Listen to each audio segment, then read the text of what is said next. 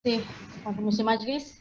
Saya harap boleh dengar suara saya kepada peserta yang saya hormati, yang berusaha Puan Rosmawati selamat pengarah bahagian Biosecurity Tumbuhan, barisan sahabat-sahabat saya lah, panel kita pada hari ini, dan juga kepada semua peserta, dan saya dimaklumkan bahawa semua peserta adalah terdiri daripada kaki tangan dan juga pegawai daripada Jabatan Pertanian dan juga awam. Jadi kita ada dua peringkat di sini. Dan terima kasih saya ucapkan kepada Jabatan Pertanian, khususnya kepada bahagian Biosecurity Tumbuhan dengan jemputan sebagai penceramah pada hari ini. Sebelum saya mulalah saya ni ada satu tugas yang agak sukar juga sebenarnya, kerana kita pergi kepada slide, kerana saya adalah sebagai penceramah jemputan yang pertama. Tajuk dia simple saja, ejen pendebungaan. Itu adalah bahagian saya. So jadi dalam penyampaian saya pada hari ini akan menyentuh secara keseluruhan berkenaan dengan apakah itu ejen pendebungaan, apakah yang dimaksudkan dengan pendebungaan, dan saya perlu membuat sedikit orang kata imbasan juga berkenaan dengan bila kita sebut ejen pendebungaan, ia akan melibatkan beberapa ejen. Tapi pada masa yang sama saya tak boleh pergi mendalam sangat. Jadinya pada talk saya pada pagi ini adalah lebih untuk menyentuh secara keseluruhan perjalanan webinar kita pada hari ini. Kerana ianya akan disambungkan lebih detail apabila kita bercakap tentang serangga. Apabila kita cakap tentang lebah sebagai ejen pendebungaan, maka akan disambung oleh rakan saya lah, Dr. Wahidah daripada UKM. Tapi pada masa yang sama juga di dalam talk saya ini juga, saya akan sentuh juga bukan sahaja serangga sebagai ejen pendebungaan, ada juga ejen-ejen lain yang melibatkan kepada mamalia, dan juga haiwan yang lain. Jadi ini akan termasuk salah satunya adalah kelawar selain daripada burung, dan secara detailnya akan dikupas nanti oleh penceramah kita yang ketiga, Dr. Shima. Dan seterusnya pada masa yang sama juga di dalam talk saya ini nanti, dalam penyampaian saya juga akan menyentuh sedikit berkenaan dengan IPM, berkenaan dengan apakah kaedah permasalahan yang kita hadapi secara generalnya bagi ejen-ejen pendebungaan ini, maka kita akan sentuh sedikit, tetapi itu pun sentuh bagi semua acah-acah saja, kerana secara detailnya nanti akan disampaikan oleh penceramah kita yang keempat, iaitu Cik Lailawati Jumayah daripada DOE. Dan akhir sekali di dalam di dalam penyampaian saya juga akan menyentuh sedikit berkenaan dengan apakah potensi, apakah implikasinya kepada ekonomi dengan adanya ejen-ejen pendebungaan ini, dan seterusnya akan digarap dengan lebih detail lagi oleh Dr. Rosli Jajuli daripada Mardi. Jadi semuanya keempat elemen yang mana akan diterangkan nanti akan digarap secara keseluruhannya di dalam ceramah saya pada hari ini. Jadi kita tanpa lengahkan masa, kita pergi dulu tengok apakah itu pendebungaan. Saya rasa mungkin ada yang dah tahu, tapi untuk publik, bila kita sebut saja pendebungaan ini, apa yang akan terlibat?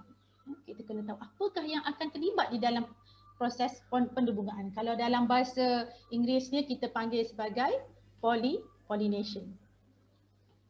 Jadi apakah itu pendebungaan? Makanya iaitu secara ringkasnya adalah pemindahan debunga ataupun salah satu daripada elemen dalam struktur bunga jantan yang dalam bentuk serbuk, debu, yang akan dipindahkan kepada bahagian bunga betina iaitu stigma. So bila berlakunya proses pembinaan ini, maka berlakulah pendebungaan. Tetapi pendebungaan ini tak semestinya akan berlaku persenyawaan. First step itu adalah pendebungaan dulu. Jadi maka dengan itu kita dah dapat tahu dulu. Okey, pendebungaan. Bila berlakunya pemindahan debunga ini, maka akan terjadinya pendebungaan. Dan kita lihat pula apa sebenarnya matlamat tumbuh-tumbuhan ni menjalankan proses pendebungaan. Dia ada satu matlamat dia. Dia macam orang jugalah. Kita ni kalau dah berkahwin, kiranya apa matlamat dia untuk membina keluarga, untuk mendapatkan zuriat, untuk meneruskan zurat-zurat generasi yang akan datang. Sama juga dengan tumbuhan ataupun haiwan. Bila katakan berlakunya proses pemindahan debunga itu dan berlakunya fertilization atau persenyawaan, maka matlamatnya adalah untuk menghasilkan offspring atau anak lah. Iaitu generasi yang berikutnya. Itu matlamat. Setiap benda hidup dia ingin meneruskan kelangsungan spesies dia, maka dia perlunya membiak. Bila membiak dalam erti kata menambahkan bilangan offspring ataupun anak dengan melalui proses pendebungaan dan juga persenyawaan. Jadi bila kita lihat balik macam mana kelangsungan anak ini boleh berterusan. Maka dengan itu setelah berlakunya, maksudnya peluangnya ada buah. Bila ada buah, ada biji benih, maka akan wujudnya nanti berterusanlah penghasilan anak pada peringkat generasi yang seterusnya.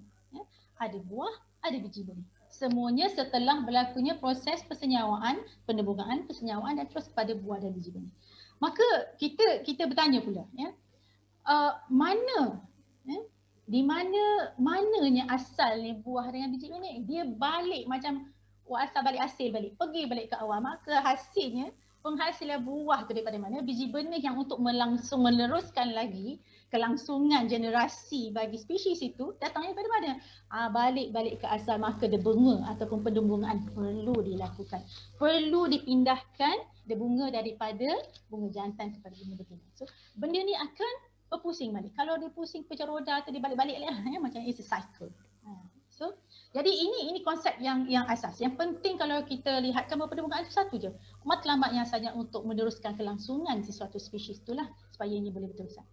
Jadi secara ringkasnya kalau kita letaklah, saya bagi contoh di sini kita nampak ada dua bunga.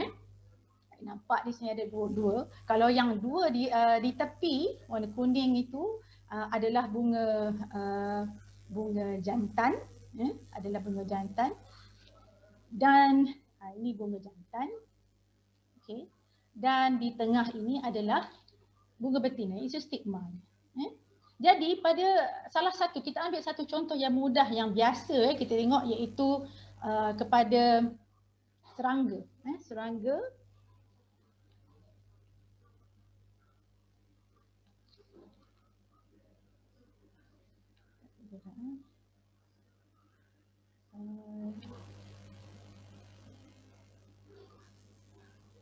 Okey, kita teruskan. Contohnya ada serangga. Pada mulanya bila ada serangga, salah satu daripada ejen pendebungaan itu datang, dia akan pergi kepada debunga, pada bunga jantan. Dan pada masa yang sama, seterusnya dia akan berpindah kepada stigma. Ini ada lebah. Dan kita tahu bahawa antara keperluan bagi kebanyakan serangga, hatta sehingga kelalat sekalipun, walaupun makanan utama dia mungkin ia adalah jenis saprophaga yang makan benda-benda yang organik, yang mereput, ataupun mungkin kita lihat kepada nyamuk contohnya, dia menghisap darah, tapi bukannya kedua-dua jantina yang menghisap darah. Jadi ada yang jantannya perlukan madu. Kenapa perlukan madu ataupun dalam istilahnya nektar, dia panggil madu. Kenapa perlunya? Dia makan benda-benda mereput, tapi perlukan madu. Begitu juga dia perlukan polen ataupun debunga yang pada bunga jantan tadi. Kenapa? Kerana kebanyakan serangga, bukan saja serangga, ada juga lain-lain ejen pendebungaan yang kita akan lihat nanti juga bergantung kepada madu ataupun nektar dan juga polen ini untuk mendapatkan tenaga, dan juga tenaga untuk apa? Untuk bagi tujuan pembiakan.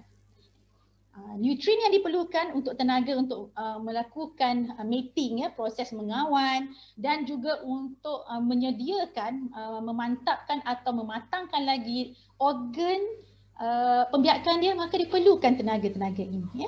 Punca hasilnya adalah daripada madu atau nektar dan juga polen itu sendiri.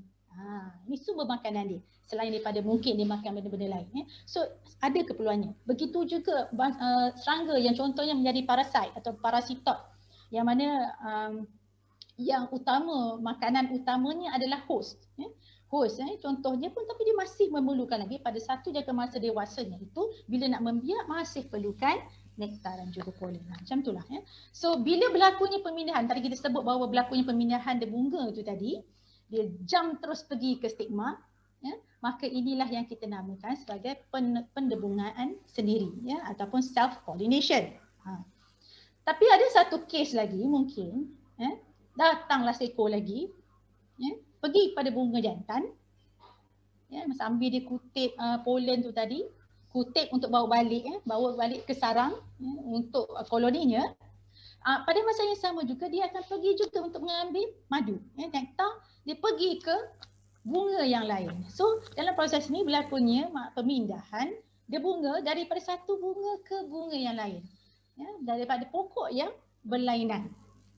Maka yang ini kita panggilkan pendebungan kacuk silang ataupun pendebungan silang saja. So ataupun kita panggilkan cross pollination.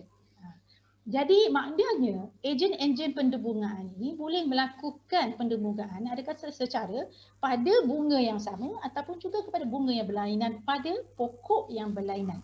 Tetapi syarat dia mesti pokok ataupun spesies yang sama. Okay. Kalau dibawa polen daripada spesies A, contohnya bunga A, bawa kepada spesies B, dia masih berlaku pendebungaan, ya, tetapi tidak berlaku persenyawaan, ya, tidak berlaku persenyawaan dan masih lagi tidak boleh menghasilkan buah lah dalam biji benih. So dia perlunya spesies yang sama. Okey. Jadi kalau kita lihat di sini, kalau kita tengok, clear kan?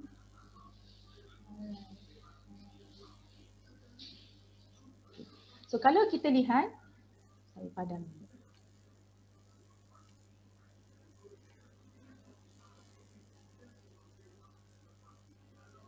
Saya harap boleh nampak, boleh nampak, Okay. So jadi kalau kita lihat sini, pendebungaan, bila kita sebut tadi pendebungaan, pendebungaan yang ada dua, macam saya sebut tadi, pendebungaan silang dan juga pendebungaan sendiri. Kalau kita lihat, bila kita katakan apa perbezaan dia pendebungaan sendiri itu, dia ada melibatkan dua. Macam saya kata tadi bahawa dia bunga tu nanti dia akan alih bawa, dia akan dibawa daripada anther bunga jantan kepada stigma, kepada stigma bunga betina tu tadi, pada bunga yang sama, the same flowers, okay, from the same tree, pada satu pokok yang sama. Ataupun mungkin stigma ataupun the bunga tu dia transfer pada stigma bunga yang lain tapi pokok yang sama. Masih pokok, the same plants tapi pokok yang sama, itu masih lagi dikirakan sebagai pendebungaan sendiri. Yang menjadikan pendebungaan kacuk ataupun pendebungaan silang itu apabila dia bunga daripada pokok pokok A dibawa kepada stigma pokok B. Ataupun bukan spesies, maksud dia spesies yang sama tetapi pokok yang berlainan, maka akan berlakulah pendebungaan kacuk ataupun pendebungaan silang itu sendiri. Itu beza dia di situ. Dan bila berlakunya pendebungaan sendiri ni, dia macam ada orang kata inbreeding ataupun kacukan dalaman, berlakunya proses pembiakan dalaman. Dan dalam segi ini sebenarnya pelbagaian genetik pada tahap genetiknya adalah rendah lah, because tidak ada variasi kepada genetik pada sesuatu jenis kacukan ataupun sesuatu pendebungaan itu, persenyawaan itu.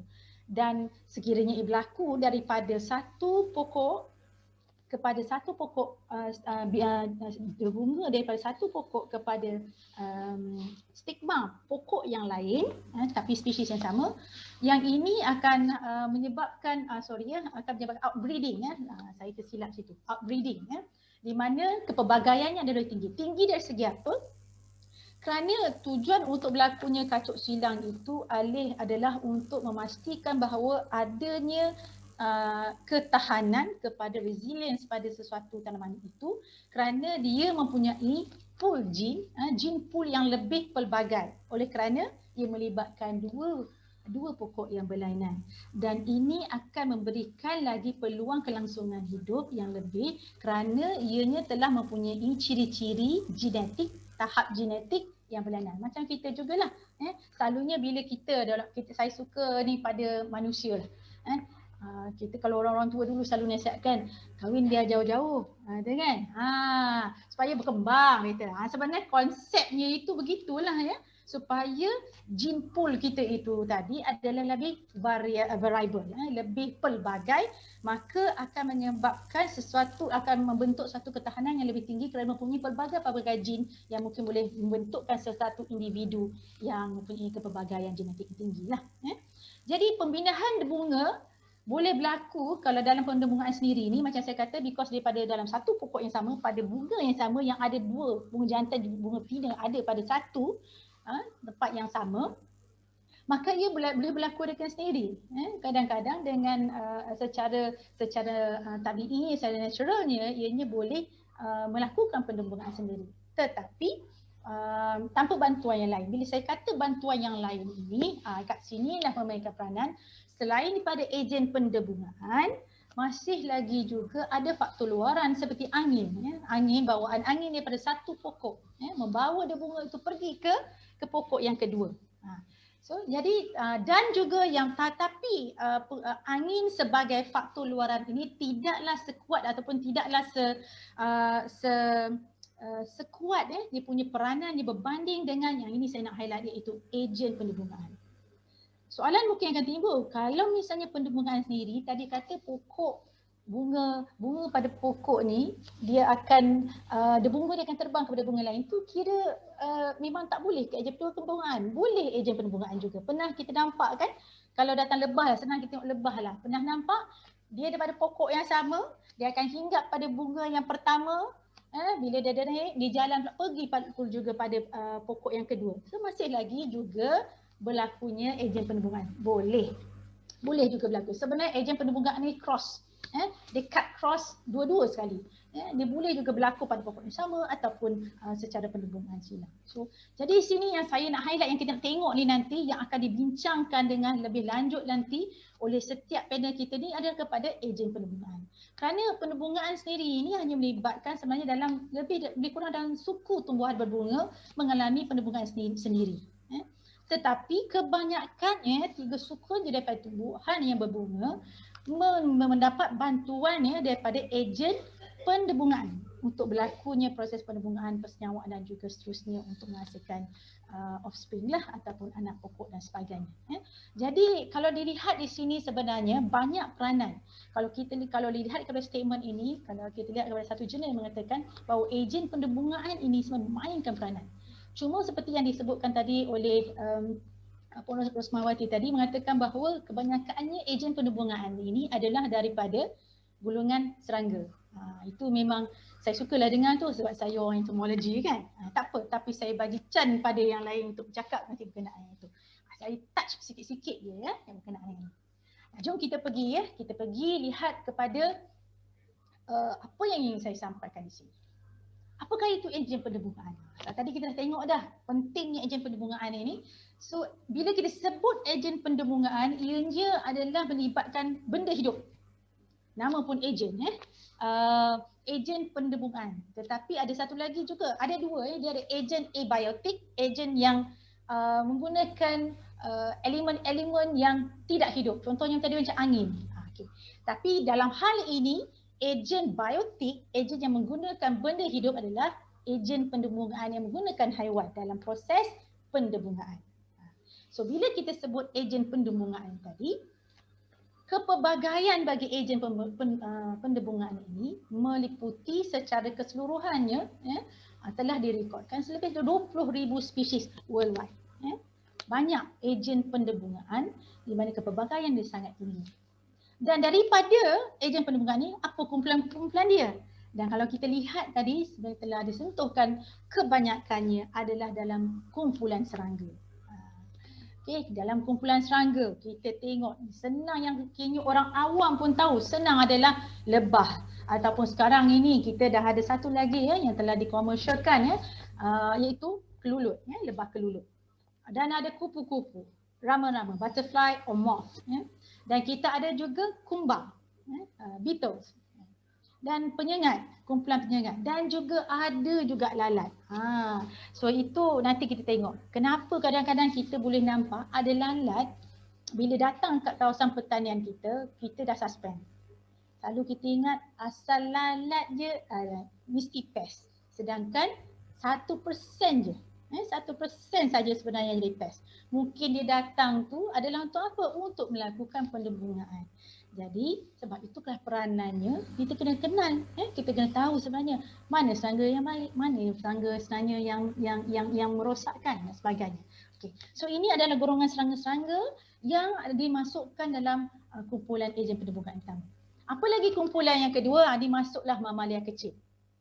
Bila kita sebut mamalia kecil ni yang akan dibincangkan nanti dengan lebih detail lagi sebentar lagi ada berkenaan kelawar. Dan kalau di Madagaskar tak Malaysia ni tak adalah So di Madagaskar lima ni pun dia adalah dikonsum, dimakan, dia mengambil sebagai makanannya, salah satunya nektar. Juga termasuk dalam kumpulan ini. Dan ada juga satu kumpulan lagi di mana burung. Ini pun sinonim lah pada kita. Burung kelicap, ada yang panggil, ada yang sunny eater, ada beberapa spesies di Australia, di South Africa, Northern America, so ada pelbagai. Macam kita biasa burung kelicap, spesies dia tu ada pelbagai lah, ataupun kita panggil hummingbee kan. Itu salah satu. So secara keseluruhan dan ada juga yang kecil-kecil lagi, yang benda-benda yang lain-lain ejen pendebungaan, tapi boleh dikatakan bila kita sebut ejen pendebungaan yang sering kita sebut adalah dalam kumpulan serangga, ada beberapa percentage kecil. Mamalia dan juga burung ini dia mengambil percentage dalam 3 ke 11%. Dan di mana kebanyakan yang lain adalah dalam kumpulan serangga. Almost 90% and above bawanya jatuh kepada kumpulan serangga sebagai ejen pendebungaan. Okay. Alright. So kita lihat di sini macam-macam tu, ada durian, ada apa orang kata coklat, buah, ada kita nampak minyak tu kan, buah-buahan, ada sayur-sayuran contohnya. Okey. So jadi apa yang nak dinyatakan sini?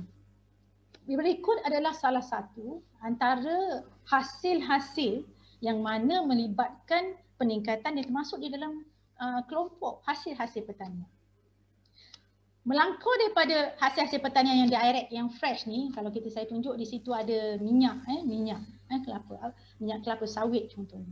Daripada situ boleh terhasilnya macam-macam, biskut, butter, what else, sabun dan sebagainya. Banyak produk-produk ni, tetapi asalnya adalah berpunca daripada mana? Daripada tumbuh-tumbuhan juga. Bila berasal daripada tumbuh-tumbuhan dan kebanyakan ini jatuh di dalam sektor pertanian juga peladanan, apa yang kita nak kaitkan di sini? Di sinilah sebenarnya peranan ejen pendebungaan itu mainkan peranan dalam pertanian itu sendiri dan juga peladanan, industri peladanan. Kerana 30% daripada tanaman di dunia ni yang boleh merangkumi hampir 1,300 spesies tanaman, yang terbaru saya baca around 2,000 sekarang juga spesies tanaman yang mana memerlukan ejen-ejen pendebungaan yang disebutkan sebelum ini, dan terutamanya adalah serangga. Tetapi kita kadang-kadang tak realise benda tu, kita tak perasan. Sebab apa? Serangga ni kecil. Kalau kelawar macam mana? Kelawar ni keluar malam, kita tak nampak. So kita macam seolah-olah mengabaikan. Hummingbird contohnya salah satu daripada ejen pendebungaan yang bagus untuk kawasan alam sekitar perhutanan. Contohnya begitu juga dengan kelawar. Kelawar sebenarnya bukan saja mengkhusus kepada durian. Ada macam-macam lagi jenis tanaman-tanaman lain, especially di dalam hutan yang ada melibatkan pendebungaan. So kita nampak bila saya nak sentuh kepentingan dalam pertanian itu, di sinilah kita nak lihat bagaimana yang dikatakan kalau semua hasil-hasil tanaman ni sebenarnya, especially kalau tengok kat situ saya letak kelapa sawit. Ada ke? Ada ke jenis benda bunga yang nak pergi mendebungkakan bunga inflorescence kelapa sawit? Jadi pada yang umum ya, yang mana mungkin baru, so kita lihat nanti. Saya nak tekankan lepas daripada ini kita akan lihat. Ya. Saya akan sentuh dari segi kepentingan itu dalam pertanian dan juga dalam sekitar. Mari kita pergi ya pada yang pertama, contoh satu, kita pergi golongan kumpulan serangga. Bagi mereka yang dah biasa, ini kita namakan sebagai Elaidobus cameronicus, dia punya spesies. Atau okay, dia adalah ataupun kita namakan sebagai pendebunga, kumbang pendebunga kelapa sawit. Kalau kita lihat sebenarnya nampak sama macam bubuk beras kita. Kalau siapa yang mana yang tak tahu apa bubuk beras, dia lebih kurang macam ni lah. Dalam beras kita tu begitulah rupanya, cuma spesies dia berlainan, di mana spesies ini adalah spesies yang telah dibawa masuk ke Malaysia sempena menjadi pendebunga bagi tanaman kelapa sawit. Sangat-sangat memainkan peranan pada awal-awal tahun 80-an itu telah meningkatkan hasil penghasilan buah kelapa sawit up to 35. Ada report mengatakan hingga ke 40%. So kenapa? Apa yang istimewa dia? Kecil halus dia. Kalau nak tahu dia nampak gambar ni macam besar kan. So kalau kita nak tengok ya adalah macam kalau kita punya jari kuku ibu jari kita tu kalau kita panjang tu adalah dalam suku daripada ibu jari kaki. Ibu jari tangan kita ni. Sangat halus. Sebab itu kalau saya tunjukkan di sini, kalau saya boleh besarkan, boleh nampak semua yang hitam-hitam pada bunga jantan ini adalah pendebunga, kumbang pendebunga kelapa sawit. Bayangkan pada satu, kita panggil spikelet di sini ya. Okey. Kalau hitam-hitam berapa banyak? Saya ingat masa student saya ada buat kajian di salah satu ladang di Johor ya, berkenaan dengan melihat kepada kelimpahan spesies ini pada kawasan kelapa sawit. Pernah pada satu spikelet ini saja boleh melangkau sehingga ke 1,400. Ya. Sekiranya bunga jantan itu telah benar-benar entesis, yang paling bagus yang entesis pada hari ketiga. Selalunya dia ada 6. Tengok 5 atau 6. Hari ketiga itu adalah yang terbaik untuk kebanyakan dia akan duduk sini. Berapa banyak? So boleh imagine lah ya. Kalau satu tandan ataupun bunga ni, satu spikelet, kalau selalu satu bunga jantan tu mungkin ada dalam 100 katakan dia punya spikelet. Jadi bayangkan kalau satu ada 1,000, ranging tengoklah kalau banyak sikit bergantung kepada keadaan ya. Bayangkan kita letaklah 500 pun ya. 500. So bayangkan berapa banyak yang ada. Ya. Oleh kerana dia kecil sebenarnya kita orang-orang tak perasan, tapi inilah sebenarnya menjadi kerunsingan bagi para pengusaha ladang kelapa sawit. Bagaimana untuk memastikan bahawa keberkesanan ya, kelimpahan serangga ini kekal ataupun bertambah ya, di dalam kawasan kelapa sawit ini. Ya, kerana yang ini bunga jantan yang sebelah kanan ni, dia akan transfer, dia akan membiak makan semua di bunga jantan. Tetapi pada masa yang sama, kalau sebelah kiri itu adalah bunga betina, bila telah terbuka, dia masih juga akan lagi pergi ya ke bunga betina, tetapi bukan untuk membiak di sana, cuma untuk mengambil nektar dan balik ke semula ke bunga jantan. So bayangkan, ini adalah salah satu contoh kejayaan berbagai spesies serangga di dalam pertanian ataupun dalam perladangan. Walau bagaimanapun kalau kita lihat, kalau ada membaca banyak kerisauan ataupun seminar yang telah dilakukan bagaimana untuk meningkatkan lagi bilangan serangga ini, kumbang ini dalam kawasan kelapa sawit. Ini satu contoh. Kita pergi tengok pula bagaimana pula dengan spesies lebah dan juga kelulut. Yang mana saya akan bagi general kerana ini akan disentuh dengan lebih mendalam oleh Dr. Wahida nanti ya. Dr. Wahida akan sentuh dengan mendalam. Kita lihat, saya rasa rata-rata biasa dengan lebah madu. Dan sekarang ini ya, kita dengar keluluk salah satu spesiesnya adalah Heterotrigona hitamah. Banyak lagi ya spesies-spesies yang lain yang telah dikomersialkan, yang telah diperkenalkan di dalam kawasan penanaman buah-buahan, ya, getah, kelapa, ya, seperti tadi telah disebutkan tadi. Dan ada juga di kawasan durian, kebun durian, ya, untuk menjadi ejen bagi pendebungaan. Tapi kesesuaian itu bergantung juga kepada rupa bentuk bunga bagi sesuatu spesies yang kita nak introduce lah. Benda ni kena dapatkan nasihat daripada pakar lah.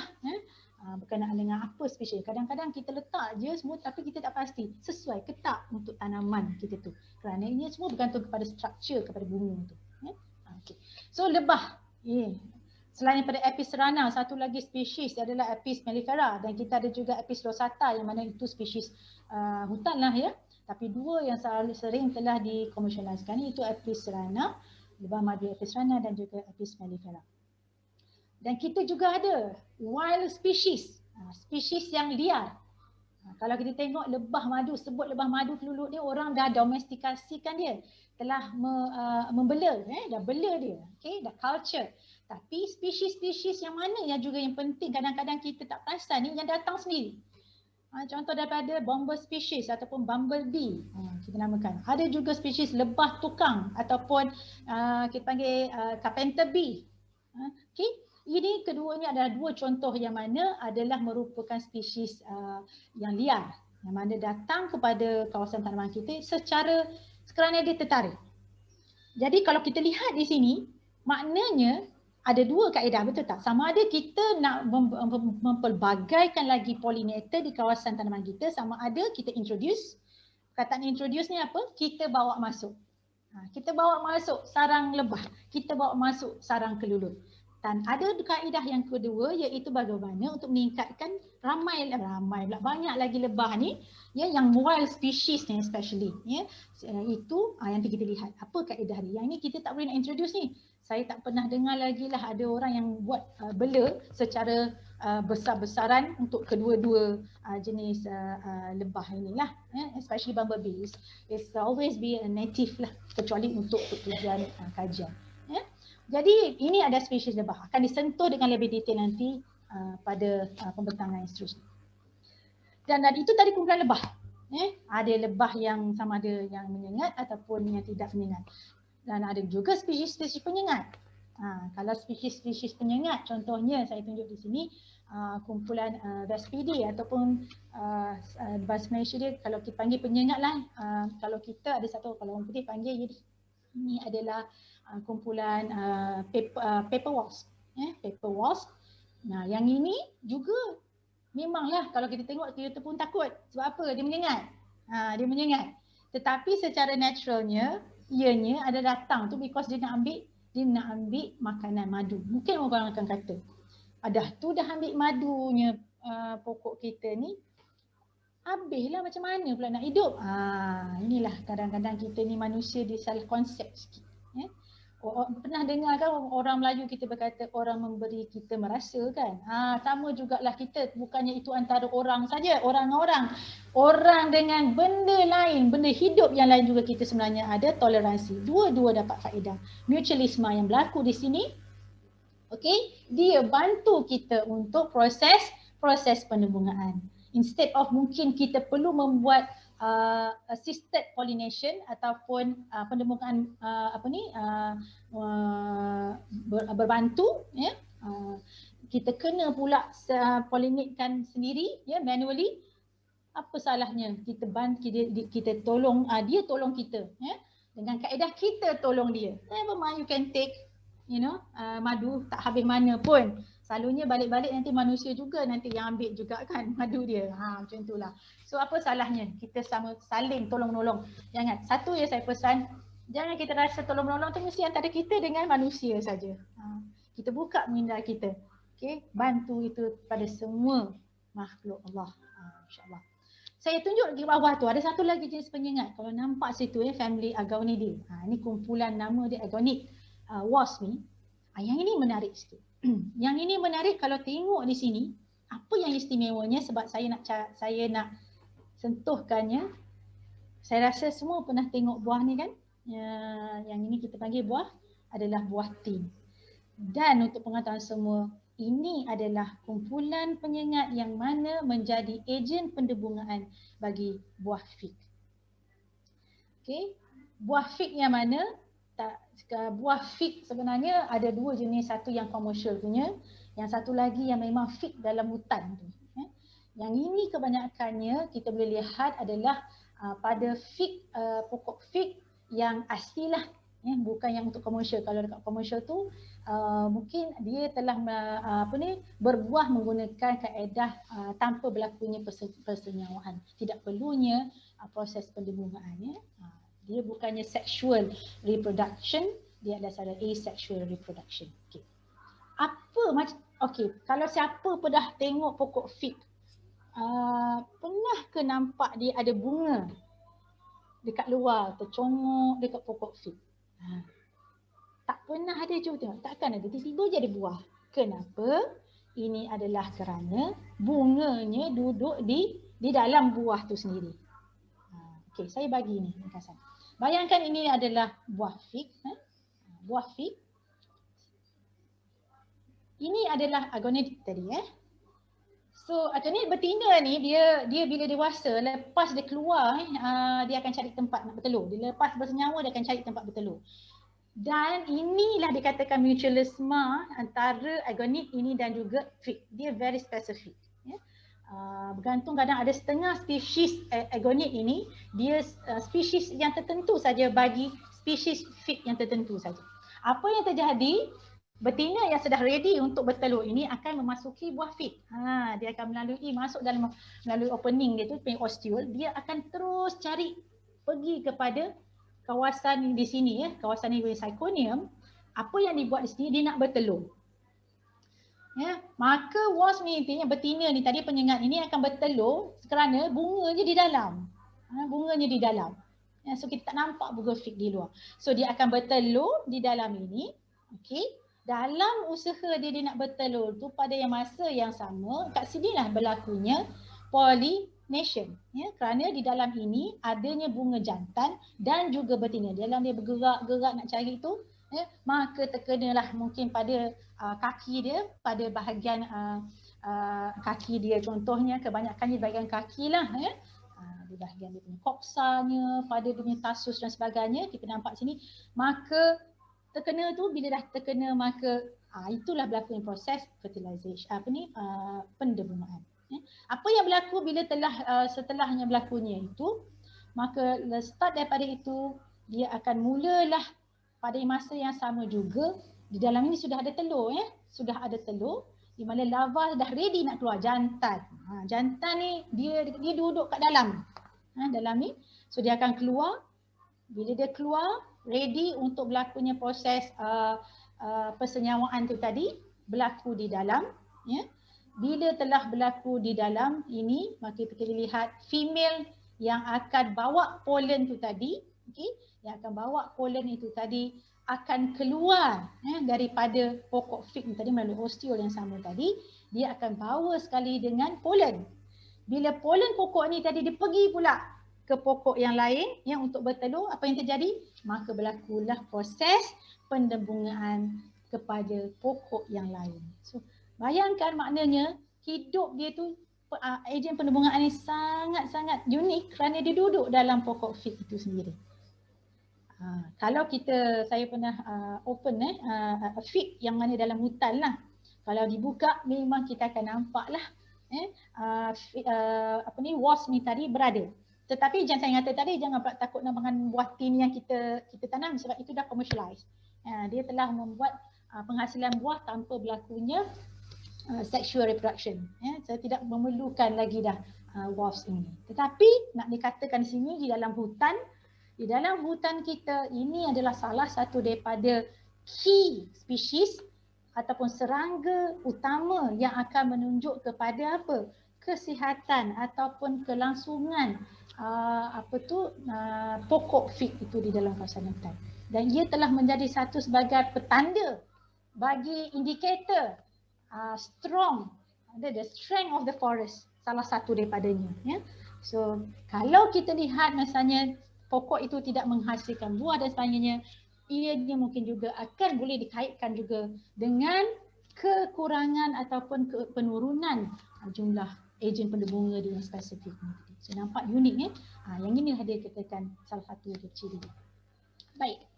Ada ke lagi serangga yang lain yang tadi saya pegang utama? Banyak lagi ya serangga pada bunga. Secara keseluruhannya kebanyakan kumpulan rama-rama saya kata tadi ini salah satu contoh saja. Kumbang ya, kita ada spesies kumbang. Kita ada lalat sebelah kanan atas. Ini lalat. Lalat. Kalau tengok nampak macam kata lalat buah, dia bukan lalat buah. Ini adalah lalat yang mana memang dia akan mengambil nektar dan juga bunga untuk consume, untuk mereka makan. Dan kalau nampak di tengah bahagian atas ni adalah thrips. Mungkin pegawai pertanian semua pun tahulah mungkin orang awam yang tak kenal.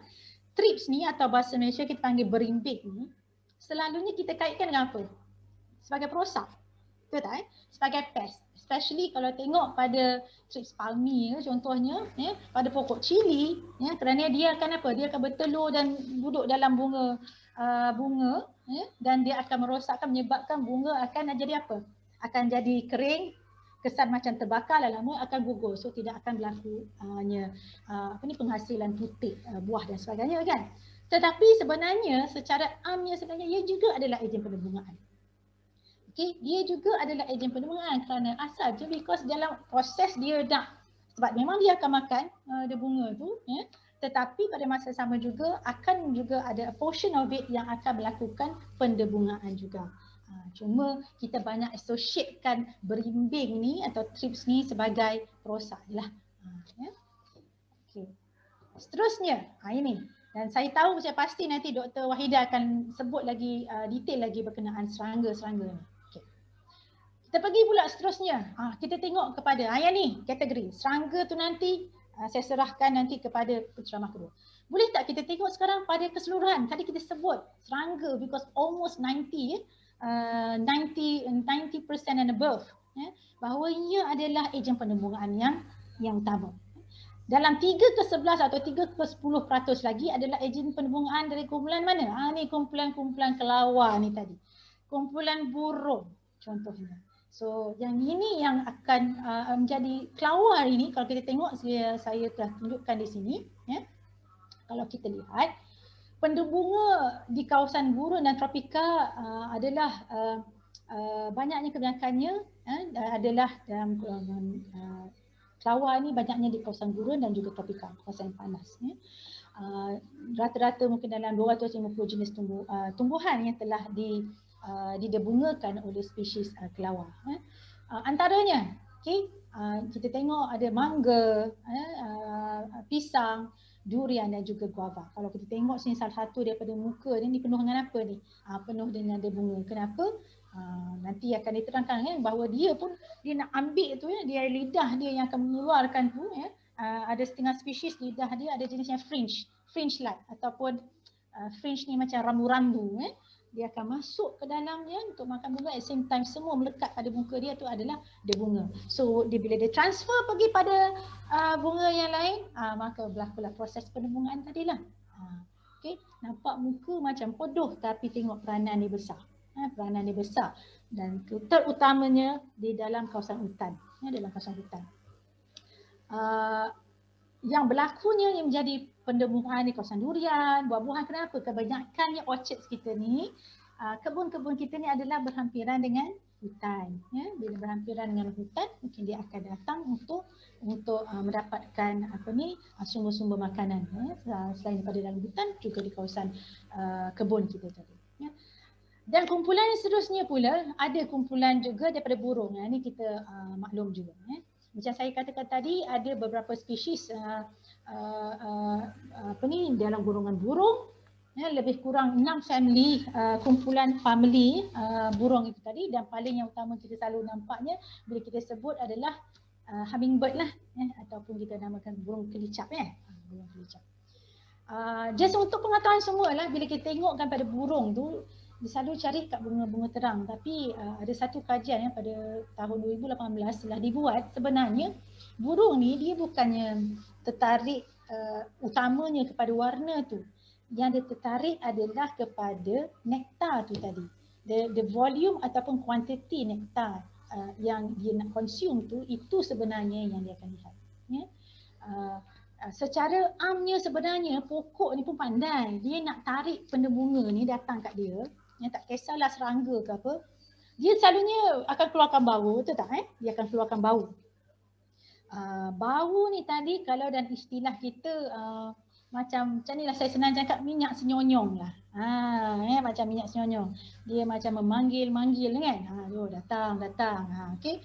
So dalam istilah kitanya nanti sebenarnya itu adalah what we call as the allelochemicals.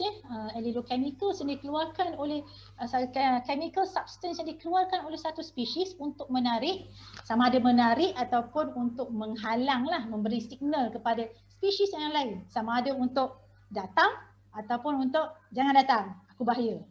So they communicate menggunakan this allelochemical substance. Sama juga di sini.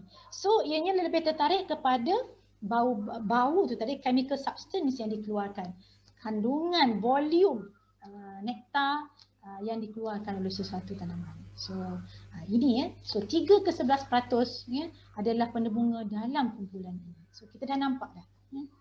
Jadi ini kelawar dan juga burung. Okey, bila kita dah lihat itu tadi, kita akan lihat dengan lebih detail nanti. Kita pergi tengok pula ada kecabaran. So kita dah nampak dah tadi sebenarnya banyak secara keseluruhan banyak sumbangan. So apakah cabaran-cabaran yang dihadapi oleh ejen pendebungaan? Letakkan diri kita ni sebagai ejen pendebungaan tu. Selalunya bila kita sebut pest, perosak, kita mengambil anggapan pest itu pada pandangan kita sebagai manusia. Kerana apa? Kerana kerana dia merosakkan tanaman kita contohnya, ataupun dia merosakkan apa-apalah ornamental plants kita ke di rumah dan sebagainya, kita letakkan diri kita, kepentingan kita. Tapi kalau kita letak diri kita sebagai ejen pendebunga itu sendiri, ejen pendebungaan itu sendiri, mungkin dia akan kata, kita lah tu yang pestnya dia tak? Dia terbalik. Kita letak diri kita. So antara sebab cabaran masalah sekarang ini, bukan sekarang je, sebenarnya dah lama dah. Antara cabarannya itu apa? Masalah pembangunan. Pembangunan yang mana melibatkan pembukaan kawasan yang menjadikan habitat semula jadi mereka. Bila kita katakan habitat semula jadi telah ditukar, dikonvert, maka sumber-sumber makanan asli yang ada pada mereka ni akan berkurang. Tempat pembiakan mereka, niche mereka ini akan berkurang, akan hilang. So kadang-kadang untuk adaptasi ejen pendebungaan ini mengambil masa. Bayangkan saiz dia pun kecil. So how long can they survive? So itulah akan berlakunya pengurangan itu. Antara sebab lain juga adalah kemasukan spesies import ataupun invasive spesies. Bila berlakunya kemasukan spesies import ke dalam Malaysia, sama ada secara langsung, ataupun tidak langsung, apa yang berlaku? Spesies import ni at the same time mereka juga nak survive. Bila mereka nak survive, maka dia akan secara automatik fisiologi sesuatu haiwan itu dia akan cepat membiak. Dia akan membiak. Dan pada satu masa mungkin akan take over whatever species pendebunga yang sedia ada. Yang sedia ada di dalam negara kita. Maka di situ berlaku apa? Kalau dia tak take over pun berlakunya competition. Persaingan sumber makanan. Sumber makanan akan lebih tinggi. Bila sumber kurang, masuk lagi beberapa spesies, you tahulah, maka dia akan menyebabkan lagi persaingan akan meningkat. Bila persaingan meningkat, barulah kita akan nampak akan berlaku pengurangan. Dan kita lihat cabaran lain lagi. Banyaklah digariskan cabaran-cabaran macam kita lah semua kita jadi. Dia pun buat SWOT analysis jugalah. Okey. Ini dia punya track dia ni. Okey. Dan track dia tu kita apa? Okey, penggunaan racun berlebihan. Memang tak payah sebut, saya semua orang dah tahu dah. Penggunaan berlebihan. Dia sebenarnya kes dia bukan katakan kita nak eliminate, which is impossible to me. It is impossible to eliminate 100%. Tetapi penggunaan berlebihan, penggunaan tanpa pengesyoran atau syur yang telah ditetapkan, recommended rate dan sebagainya, dan juga pemilihan racun itu sendiri kelas-kelas racun itu sendiri, yang itu yang akan menjadi masalah, yang menyebabkan apa? Akan menyebabkan kebanyakan ejen penembungan ini turut sama akan mati. Okay? Akan turut sama akan mati. Itu yang kadang-kadang bila masalah ni, sebab kita tak nampak kadang-kadang serangga ni ataupun kelawar ni dia buat kerja. Especially kelawar. Bila kelawar dia buat kerja malam. Kita tak nampak dia buat kerja, tapi itulah sebenarnya yang membantu tu. So jadi perubahan iklim, perubahan iklim ini kadang-kadang is out of our control. Bila berlaku, kita tahu bahawa suhu secara keseluruhan telah mula menaik. Ia juga mempengaruhi kepada apa? Perubahan waktu antara panas, hujannya bila, kita pun sebenarnya ada dah merasa itu. Ada peralihan itu tidak lagi seperti mungkin 10-20 tahun yang lepas. Jadi perubahan ini akan menyebabkan bunga kembang awal contohnya. And then bila bunga kembang awal, sebab dia dah panas, selalu bunga akan berkembang. Mungkin pada masa itu belum masa lagi untuk penembungan ni sampai, datang. So mungkin timing tak kena menyebabkan spesies yang lain akan datang dulu, berlakunya penembungan awal. Maka bila ejen penembungan yang sepatutnya datang untuk membantu ini, makanan ni tak ada. As you all know that bahawa bunga dan juga madu ni adalah semua makanan mereka. Bila buah putik dah jadi, buah dah terbentuk, dia baru nak datang, maka mengurangkan lagi semua makanan dia, itu tidak ada lagi, dah ada bunga dan juga nektar tu tadi. Antara lain banjir ataupun kebakaran disebabkan kemarauan panjang dan sebagainya, yang mana boleh memusnahkan kawasan-kawasan habitat semula jadi dia. Walaupun bukan di kawasan pertanian itu sendiri, tapi juga di kawasan habitat asal mereka, oleh kerana telah berlakunya proses banjir, kebakaran, pokok-pokok banyak mati dan sebagainya, yang juga mempengaruhi juga kepada kelangsungan hidup bagi spesies. So ini adalah antara cabaran-cabarannya. Nanti akan discusskan nanti. Jadi apakah kaedahnya? Yang mana nanti kita akan lihat oleh penceramah kita yang keempat nanti. Dia akan menjemput berkenaan dengan apa mungkin kaedah-kaedah untuk menggalakkan, memastikan diversiti kepelbagaian ejen penembungan ini nanti akan berterusan. Antara perkara lain mungkin boleh dilihat adalah untuk menggalakkan itu tanaman berbunga. Kita lihat ini bukan saja skop dalam pertanian saja. Dan kita tahu bahawa sekarang pun kita dah banyak yang telah menceburi bidang ini, kadang-kadang untuk skop yang lebih kepada keperluan sendiri saja kan. Untuk tanam buah-buahan, cili dan sebagainya, buah-buah seperti rock melon dan sebagainya. So kita ingin menggalakkan. Seperti yang saya kata tadi, you have two choices. Whether you introduce, maksud dia kena belilah, kena bawa masuk katakan ejen-ejen penembungan ni tadi yang macam serangga tadi, lebah dan keluluan, ataupun kedua, yang you nak buat adalah you galakkan penanaman tanaman berbunga, tetapi dengan syarat kena kenal lah. Kita kena kenal jenis tanaman berbunga apa yang sesuai bagi tanaman itu. Kita kena kenal jenis tanah tu sesuai tak untuk tanam jenis tanaman tu. So ini melibatkan banyak yang perlukan. Yang menjadi masalahnya kadang kita nak jump terus bila sebut tanaman berbunga, habis semua jenis tanaman bunga tanpa melihat kepada kesesuaian perkara-perkara keperluan fizikal, tanahnya, sumber air dan sebagainya di kawasan itu. Itu kena lihat. Dan kalau boleh tanaman berbunga, kalau dah sesuai, dia perlulah ada secara berterusan.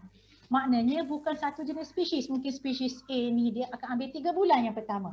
Dan ada spesies B yang kita tanam jadi berbunga tanaman pada 3 bulan yang kedua dan itu dan sebagainya berterusan. So bila berterusan maka sumber dia akan jadi macam kita lah. Bila sumber kita tu memang sentiasa ada, kita mesti pergi je lah. Kita nak pergi. Because itu adalah tempat refuge dia, tempat dia berlindung dia.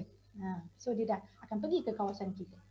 Dan seterusnya kalau kita tengok kawalan penggunaan racun perosak. Yang ini ialah dikatakan kita kawal. Bolehkah kita nak eliminate 100%? Di sinilah nanti akan diterangkan. Amalan pengurusan perosak bersepadu. Mungkin kita boleh guna racun tetapi menggunakan racun-racun yang mengikut kategori-kategori yang mana yang lebih less hazardous compared to other types. Pemilihan yang tertentu dan sebagainya yang akan dikupas nanti. Saya yakin. So kawalan penggunaan racun perosak. Dan yang keempat kita tengok outreach program. Outreach program, saya salute kepada DOA, bagus dengan adanya webinar ni dan open kepada semua. bukan saja pada pegawai. Untuk yang pegawai pertanian ni hanya untuk refresh.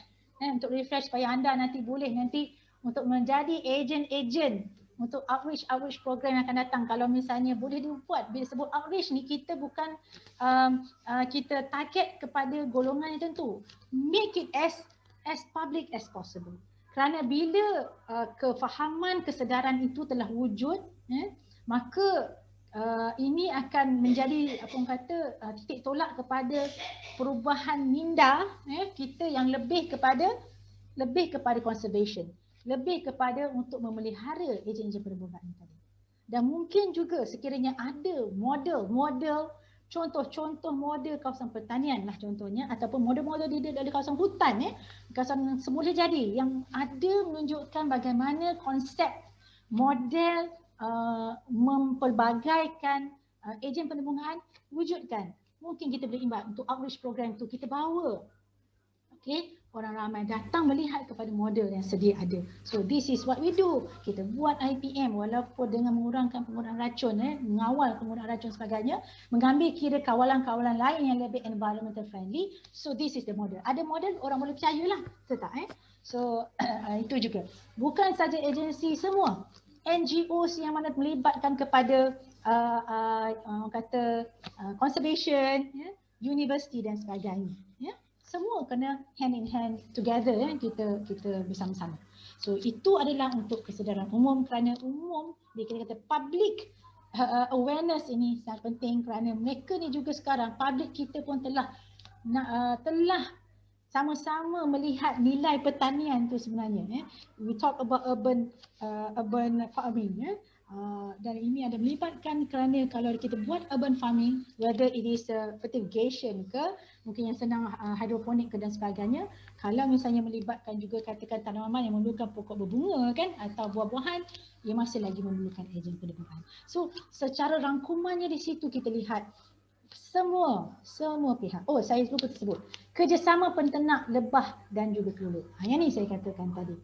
Kita beri sokongan. Kita bersama-sama petani dan juga pengusaha.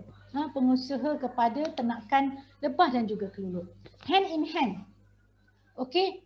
Pada masa sana mungkin melakukan proses meletakkan lebah keluluk itu pada satu kita kerjasama petani tumpangkan lebah keluluk untuk pengusaha-pengusaha ini, yang mana untuk akan membantu proses penembungan di kawasan tanian mereka, and at the same time untuk pengusaha lebah keluluk juga akan mendapat hasil. Tapi saya tahu kebanyakan penternak lebah dan keluluk kita pun sebenarnya kalau kita tengok memang telah menjalankan dua-dua sekali. Betul tak? Because dia akan baling batu, satu batu boleh bunuh dua sekali kan. Dua-dua dapat hasil. Pertanian dapat dan juga hasil daripada lebah tu.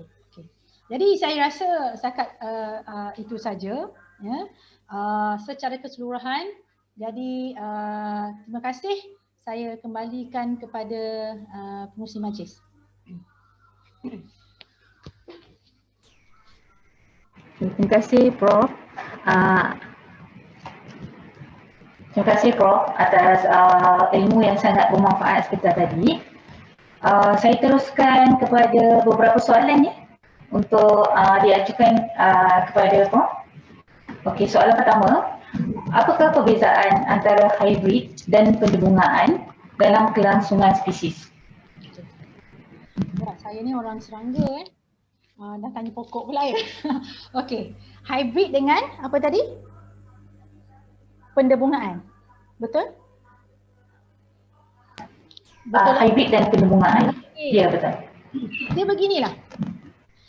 Bila kita sebut hybrid ini, dia membawa kepada sampai ke tahap genetik, genes konsep gene.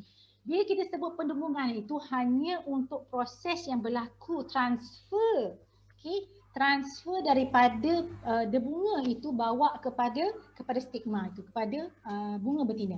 Proses itu saja. Tetapi apa yang berlaku selepas daripada itu, iaitu dia akan masuk ke fertilization dan berlakunya akan membentuk kepada buah, itu proses yang seterusnya. Bila kita kata hybrid, kita tengok pula hybrid ni mungkin kacukan dari segi apa? Kacukan dari segi mungkin variety sesuatu variety dengan variety yang lain, ya, yang dikacukkan. Itu prosesnya selepas berlaku apa? Mungkin proses pembungaan dan sebagainya. Yang itu adalah lebih mendalam setelah berlakunya fertilization dan sebagainya. Ya. Macam saya katakan tadi, hybrid macam kita kata pokok hybrid, kita tengok juga dalam kelapa sawit dia ada hybrid kan. Dura pisifera dan sebagainya, ya. Maka dikacuk masih lagi kelapa sawit. Nampak tak? Spesies masih lagi sama. Tetapi cuma varietinya yang lain ataupun jenisnya lain yang mana dia akan kacukkan, maka terhasillah pokok hybrid itu tadi. Ya. So pendebungaan tu surface. Keseluruhannya itu surface saja. Bila dah masuk ke dalam, berlakunya persenyawaan, berlakunya proses meiosis dan juga meiosis tu, itu dah masuk penghasilan satu jenis juga variety yang baru, hybrid yang baru, itu dah masuk ke dalam. Pendebungaan tu sampai tahap itu saja. Okey? Itu dia lebih mendalam lagi. Okay. Baik. Ada lagi? Saya ada nampak ada lagi satu soalan yang dipilih. Okey, adakah ejen pendebungaan dapat menyebarkan penyakit pada tanaman? Ejen pendebungaan. Ada kemungkinan. Ada kemungkinan. Kerana kita kena tahu bahawa dalam proses sesuatu bila berlakunya penghasilan daripada bunga tu tadi, kita tahu bahawa macam contohnya bakteria ataupun fungus. Itu sebab dia tanaman yang asal itu pun kita kena tengok. Adakah ianya daripada orang kata benih yang bagus ataupun ia telah berpenyakit, ya? Sebab ada kemungkinan juga akan dia menyerang kepada peringkat bunganya tadi. Tetapi okey, proses ataupun punca penyakit yang disebabkan daripada pemindahan daripada bunga ke stigma itu tadi sangat kecil berbanding dengan penyakit yang disebabkan secara langsung oleh serangga perosak ataupun jenis-jenis perosak yang lain. Perbandingannya adalah sangat kecil berbanding dengan penyakit yang disebabkan oleh ejen-ejen yang lain lah, ejen-ejen perosak yang lain tu. Ya. Tapi boleh berlaku, tetapi sangat kecil, ya, berbanding dengan tu. Right? Saya ada lagi? Saya ada nampak ni. Okey, Prof. Dr. Azura boleh teruskan untuk menjawab soalan di ruang Q&A yang telah disediakan. Okey, saya ucapkan terima kasih di atas kongsian ilmu yang sangat bermanfaat pada pagi ini pada Dr. Azura. Okey, tanpa melengahkan masa, saya akan meneruskan